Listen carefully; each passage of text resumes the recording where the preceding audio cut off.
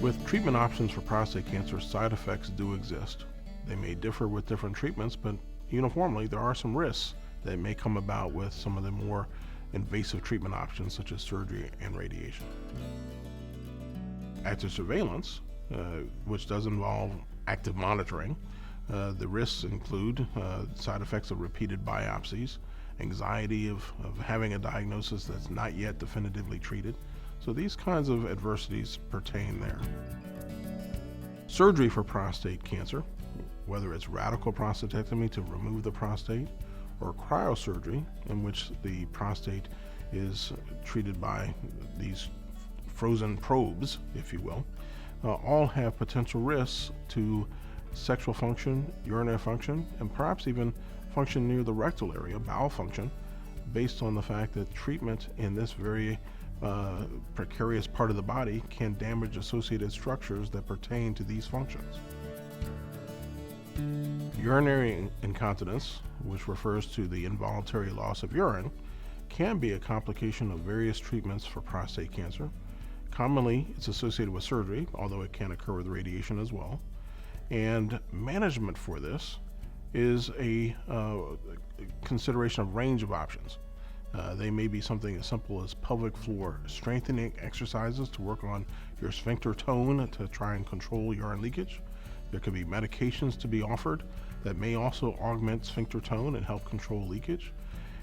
On the more invasive end of the scale, there are surgeries, such as male urethral sling surgery, which is a surgical technique of supporting the urinary outlet with a hammock-like structure called a sling.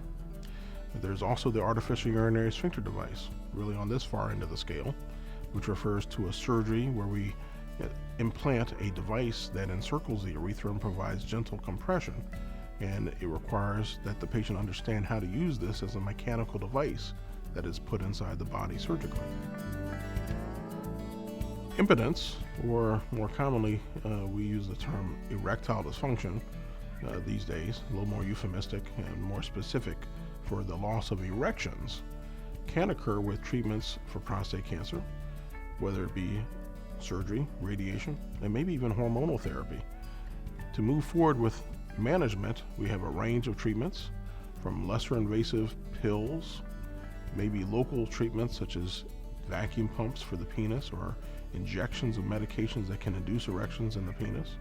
And on the far end of the spectrum, which is somewhat more invasive, is surgery, which is a way of addressing the condition by insertion of a prosthetic device, a penile prosthesis, into the penis, such that a man can get an erection and have sexual intercourse.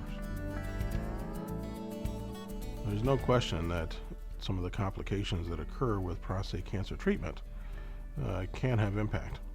These complications of erectile dysfunction or urinary incontinence can interfere with the relationships, intimacy, and they can cause depression. And so therefore, moving forward, we try to counsel patients well, counsel patients and partners, and think about our management options to try to address these problems and recover some quality of life. Well, it's important to recognize that the side effects that can occur with prostate cancer treatment from surgery or radiation, and these side effects are erectile dysfunction or urinary incontinence, are very challenging conditions to address. The physician certainly should take the responsibility of welcoming discussion along these lines. Patients and their partners should be prepared to be candid about wanting to have these conditions addressed. And we have a range of treatment options that can deal with urinary incontinence, that can deal with erectile dysfunction in order to reclaim quality of life.